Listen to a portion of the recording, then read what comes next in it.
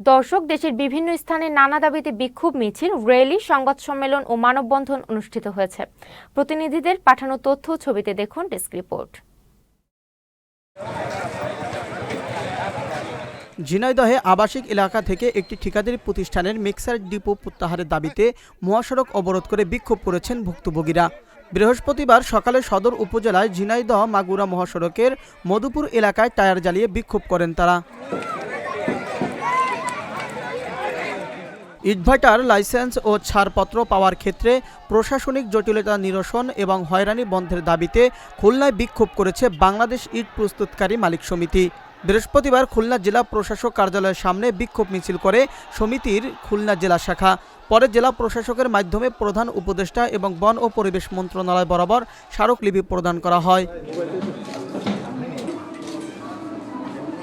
দিনাজপুরে বাংলাদেশ প্রাণী সম্পদ এআই টেকনিশিয়ান কল্যাণ সমিতির জেলা শাখার আয়োজনে ৭ দফা দাবি আদায়ে মানববন্ধন ও আলোচনা সভা অনুষ্ঠিত হয়েছে।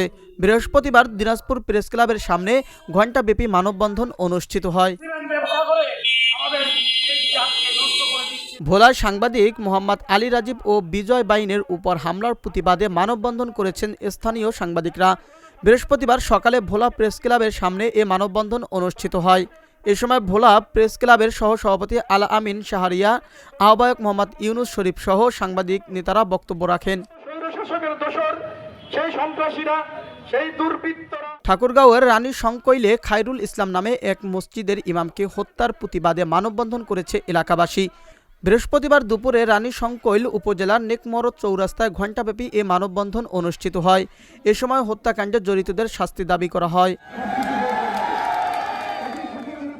শিল্পাঞ্চল আশুলিয়ায় বিএনপি নেতা মোহাম্মদ আমিনুর রহমানের নামে সামাজিক যোগাযোগ মাধ্যমে মিথ্যা অপপ্রচারের অভিযোগে প্রতিবাদ সভা করেছেন বিএনপি ও এলাকাবাসী। বৃহস্পতিবার বিকেলে পাথালিয়া ইউনিয়নের কুরগাঁও সোসাইটি মোড় এলাকায় এ মানববন্ধন অনুষ্ঠিত হয়। Abu Naim Shah, channel S news desk.